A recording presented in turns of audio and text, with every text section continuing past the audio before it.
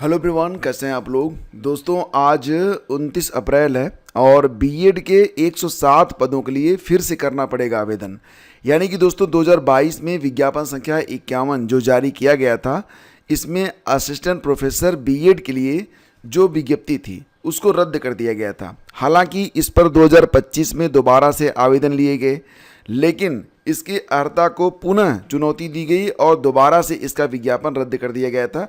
आपको मैं बता दूं कि विज्ञापन संख्या 51 का ही ये एक हिस्सा है, यानी कि बाकी विषयों की परीक्षा जो हाल ही में 18 और 19 अप्रैल को हुई है, उसी के अंतर्गत बीएड असिस्टेंट प्रोफेसर के लिए ये विज्ञापन तीसरी बार जारी किया गया है। पहली बार 2022 में, दूसरी बार 2025 में, और दोनों ही बार आवेदन भी लिए गए, लेकिन दोनों ही बार बीएड असिस्टेंट प्रोफेसर का जो विज्ञापन था उसको रद्द किया गया और अब इसे तीसरी बार एकदम अलग जारी किया गया है। मतलब कि अब इसमें वे अभ्यर्थी आवेदन कर सकते हैं जो कि पहली बार जब विज्ञापन जारी हुआ था तो इसकी लास्ट डेट 31 अगस्त 2022 थी। तो जो अभ्यर्थी 31 अगस्त 2022 तक अपनी शैक्षिक योग्यता पूरी करते हैं, यानी कि उनका जैसे कि यहाँ पर जो शैक्षिक योग्यता दी गई है उसके मुताबिक अगर उनके पास योग्यता है 31 अगस्त 2022 तक, तो ही वो आवेदन कर सकते हैं। अब रही बात दोस्तों ये कि इसमें शैक्षिक योग्यता क्या रखी गई है, तो मैं आपको बताना चाहता हूँ कि ये कंप्लीट नोटिफिकेशन है जिस पर चर्चा पहले भी मैं कर चुका हूँ, लेकिन क्योंकि आज यहाँ पर अगर आप देखेंगे तो ये अखबारों में है, तो मुझे लगा कि इस पर दोबारा से चर्चा करनी चाहिए और आपको बताना चाहिए। देखो दोस्तों, अगर आप इस विज्ञापन के सापेक्ष आवेदन करना चाहते हैं, यानी कि अगर आप बीएड असिस्टेंट प्रोफेसर के लिए आवेदन करना चाहते हैं तो ध्यान दीजिएगा। पहली शर्त ये है, यानी कि योग्यता में इसमें 2 योग्यताएं दी गई हैं, इनमें से कोई भी एक अगर आप धारित करते हैं तो आप आवेदन कर सकते हैं। पहली बात तो ये कि आपका पीजी होना चाहिए, पीजी में 55% मार्क होना चाहिए, प्लस आपका एमएड में 55% मार्क होना चाहिए। ध्यान दीजिएगा, पीजी में 55% प्लस एमएड में 55% मार्क अगर आपके पास है, प्लस आपके पास नेट एजुकेशन के साथ आपने पास किया है तो आप एलिजिबल हैं। समझ गए आप। दूसरी बात दोस्तों ये कि आपका पीजी में 55% मार्क होना चाहिए, प्लस आपका बीएड होना चाहिए, प्लस आपका एजुकेशन यानी कि शिक्षा शास्त्र में भी पीजी होना चाहिए। यानी कि यहाँ पर डबल पीजी की बात की जा रही है, इसको आप समझिए। पहले तो पीजी में आपका 55% मार्क हो, प्लस बीएड में भी 55% मार्क हो, यानी कि बीएड भी कंपलसरी है, प्लस आपका एजुकेशन यानी कि शिक्षा शास्त्र में भी 55% मार्क हो, और नेट तो करना ही करना पड़ेगा। नेट अगर आपके पास है एजुकेशन से तो आप अप्लाई कर सकते हैं। तो यहाँ पर दोस्तों ध्यान दीजिएगा, 2 प्रकार की शैक्षिक योग्यता को मान्यता दी गई है, लेकिन बीएड को कंपलसरी रखा गया है। अगर आप एमएड किए हुए हैं तो बीएड तो पक्का किए होंगे। अगर आप एमए इन एजुकेशन किए हैं तो भी, अगर आप बीएड नहीं किए हैं तो आप आवेदन नहीं कर सकते हैं, तो भी आपके पास बीएड होना चाहिए। प्लस दोस्तों ये कि आप पीजी हो, बीएड तो होगा ही होगा, पीजी हो, प्लस एजुकेशन में भी आपका पीजी होना चाहिए, और सभी में 55% अंक से कम नहीं होना चाहिए। ये है योग्यता। बाकी डिटेल आप नोटिफिकेशन में पढ़ लीजिए। इसके अलावा अगर आप पीएचडी हैं, डीफिल हैं, तो भी आप आवेदन कर सकते हैं। ठीक है। और मैंने प्रयास किया कि मैं हर बिंदु को बिल्कुल क्लियर कर दूं कल के वीडियो में, जो कि यहाँ पर मैंने अपलोड किया था।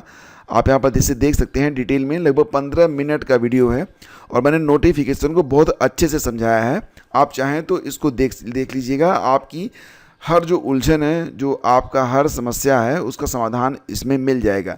एग्जैक्टली बहुत सारे लोग मैं देख रहा हूँ कि वीडियो के नीचे कमेंट कर रहे हैं कि सर योग्यता के बारे में बताइए, या फिर मैंने ऐसे पास किया है तो बताइए। सीधी सी बात यहाँ पर यह है कि आपकी जो समस्त शैक्षिक योग्यताएँ हैं वो 31 अगस्त 2022 तक पूरी होनी चाहिए। अगर उसके बाद आपने, जैसे मान लेते हैं कि आपने उसके बाद नेट किया है, या आपने उसके बाद 31 अगस्त 2022 के बाद आपका बीएड है, या आपकी योग्यता जो है ना 31 अगस्त 2022 तक पूरी होनी चाहिए, तो ही आप आवेदन कर पाएंगे। ये बात ध्यान रखिएगा। उसके बाद की डेट में अगर आपका बीएड हो रहा है, आपने नेट किया है, या फिर आपने एमए एजुकेशन किया है, या आपने एमएड किया है, तो आप एलिजिबल नहीं हैं। ठीक है। और यहाँ पर एक बात और भी लिखी गई है कि कुछ ऐसे लोग जो कि पिछले बार यानी कि 2025 में जो लोगों ने आवेदन तो कर दिया है, लेकिन योग्यता जो है उनकी 31 अगस्त 2022 तक पूरी नहीं हो रही है, तो वो अपनी फ़ीस वापस ले सकते हैं। ठीक है, तो यही सारी बातें जो हैं आज के अखबारों में भी है, आप डिटेल में इसे पढ़ लीजिए। और नोटिफिकेशन मैंने सेंड कर दिया है आपके टेलीग्राम चैनल पर, जाकर देख लीजिए। और अगर इसके बावजूद आपको कोई बिंदु समझ में नहीं आता है, जेन्युइन सा सवाल होगा, तो मैं उसका आंसर आपको ज़रूर करूँगा। ठीक है, और यहाँ पर तो बस वही बात है, जो बातें मैं वीडियो में बता रहा हूँ उसी पर सवाल, वही चीज़ सेम टू सेम पूछी जा रही है कि शैक्षिक योग्यता क्या है। मैंने कई बार क्लियर किया है, इसी वजह से वीडियो जो है लंबा हुआ है। इन डेप्थ डिटेल में जाकर मैंने हर बात को कवर किया है इस वीडियो में, तो जाकर आप लोग देख लीजिए। ठीक है दोस्तों, आगे बढ़ते हैं और आपको बताना चाहेंगे कि परीक्षा और साक्षात्कार, यानी कि अब प्राचार्य और प्रधानाचार्य की जो भर्ती होगी उसमें परीक्षा और इंटरव्यू दोनों होगा। तो ध्यान दीजिएगा कि महाविद्यालयों में जो प्राचार्यों की भर्ती होती है प्लस माध्यमिक विद्यालयों में जो प्राचार्य प्रधानाचार्य की भर्ती होगी, ये सब लिखित परीक्षा और इंटरव्यू के माध्यम से होंगे। 2013 में जो भर्ती हुई थी उसमें केवल इंटरव्यू था, लेकिन अब यहाँ पर लिखित परीक्षा होगी। लिखित परीक्षा होगी 360 अंकों की, और जो आपका इंटरव्यू होगा वो 40 अंकों का होगा, यानी कुल मिला के 400 अंकों पर आपकी मेरिट जो है वो तैयार की जाएगी। तो 360 अंकों की जो लिखित परीक्षा होगी इसमें 120 प्रश्न होंगे और इंटरव्यू 40 नंबर का होगा। असिस्टेंट प्रोफेसर, इंटर कॉलेजों के प्रधानाचार्य और माध्यमिक विद्यालयों के प्रधानाध्यापक पदों पर भी चयन की यही प्रक्रिया लागू होगी। तो इस बात को बिल्कुल क्लियर किया गया है। हालांकि सूत्रों के अनुसार शासन से अनुमोदन मिलने के बावजूद अब तक इस संबंध में गजट जारी नहीं हो सका है। इससे भर्ती प्रक्रिया पर संशय बना हुआ है। इससे पहले वर्ष 2013 में उत्तर प्रदेश माध्यमिक शिक्षा सेवा चयन बोर्ड ने प्रधानाचार्यों की भर्ती केवल साक्षात्कार के आधार पर की थी। ठीक है, तो बातें बिल्कुल क्लियर होनी चाहिए, इसमें कोई भी कन्फ्यूज़न आपको तो नहीं होना चाहिए। आगे बढ़ते हैं दोस्तों, सहायक कुल सचिव भर्ती परीक्षा का परिणाम जारी कर दिया गया है। 2024 में विज्ञापन जारी हुआ था और इसमें लिखित परीक्षा भी हुई थी। इंटरव्यू करवाए गए थे 23 और 24 मार्च को, और अब इसमें कुल 39 पदों के सापेक्ष अंतिम रूप से जो फाइनल रिजल्ट है उसे जारी कर दिया गया है। और जिन अभ्यर्थियों के नाम के आगे प्रोविजनल लिखा है उन्हें निर्धारित समय अवधि में अपने सभी आवश्यक अभिलेख आयोग कार्यालय में प्रस्तुत करने होंगे, अन्यथा उनका कैंडिडेचर अभ्यर्थन निरस्त किया जा सकता है।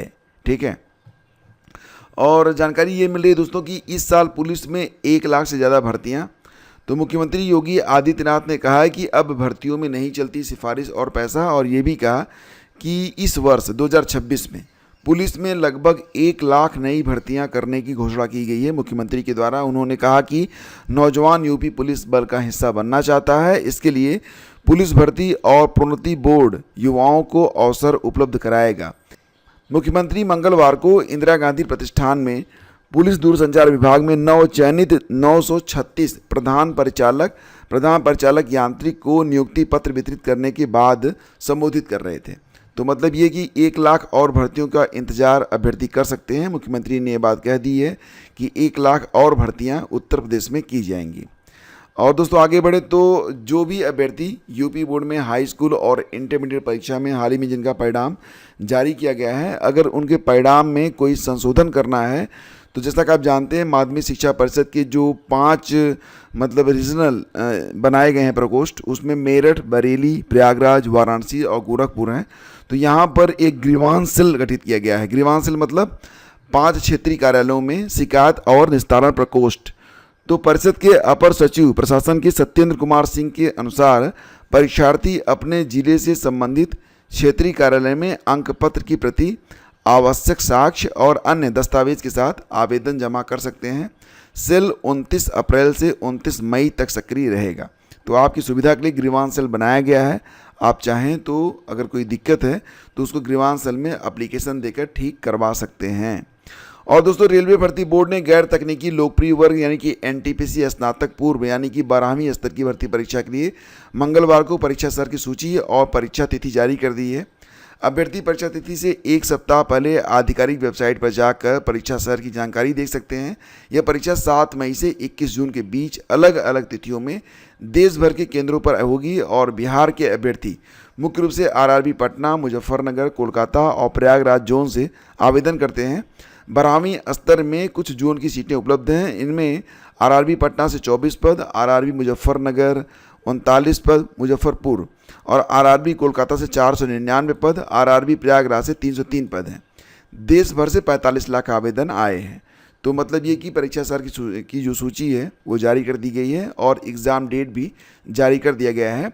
रेलवे भर्ती बोर्ड ने गैर तकनीकी लोकप्रिय वर्ग NTPC 12वीं लेवल के लिए ये सारी जो व्यवस्था है इसको स्टार्ट कर दिया है। और चयन प्रक्रिया के बिना की गई नियुक्तियां अवैध, तो खैर दोस्तों ये आपके काम की चीज़ नहीं है। बात ये थी कि इसमें कुछ कर्मचारी हैं जिनकी नियुक्ति हुई थी और उन्होंने इसे चैलेंज किया था कि उनकी नियुक्ति जो है वैध है, लेकिन कोर्ट ने कहा है कि मतलब विज्ञापन जारी करना सक्षम प्राधिकारी की स्वीकृति का पालन इस विज्ञापन में नहीं किया गया था। ऊपर से ये कि जब नियुक्ति की गई तो उसमें जो याची थे उनकी उम्र 18 वर्ष से कम थी। तथ्यों को बदला गया, इसलिए ये जो वैध नियुक्ति है ये वैध नहीं मानी जाएगी। तो दोस्तों ये थी आज की पूरी अपडेट। और मैं आप लोगों से पुनः कहना चाहूँगा कि बीएड असिस्टेंट प्रोफेसर के लिए अगर आप आवेदन करना चाहते हैं तो आप डिटेल में जो वीडियो मैं आपको कमेंट बॉक्स में दे रहा हूँ उसको जाके देख लीजिए। साथ ही साथ नोटिफिकेशन का अच्छे से अध्ययन कर लीजिए। कोई भी सवाल होगा मैं हूँ यहाँ पर आपकी समस्या का समाधान करने के लिए। धन्यवाद।